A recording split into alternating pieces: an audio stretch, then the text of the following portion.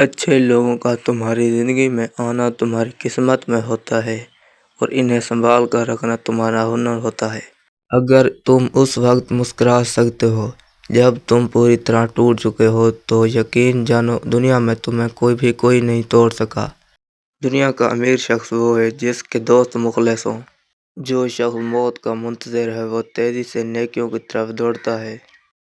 جو دو گے وہی لوٹ کے آئے گا، چاہے عزت ہو یا دھوکہ۔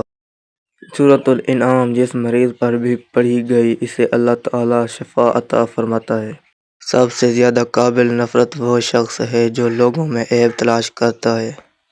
جب تک کسی شخص سے بات چیت نہ کر لو تب تک اسے حقیر نہ سمجھو۔ انسان تین چیزوں سے محروم رہ گئے: غصے والا صحیح فیصلے سے، جھوٹے عزت سے اور جلد بازی کامیابی سے۔ سب راستے بند ہو سکتے ہیں مگر رب کی رحمت کا راستہ کبھی بند نہیں ہو سکتا۔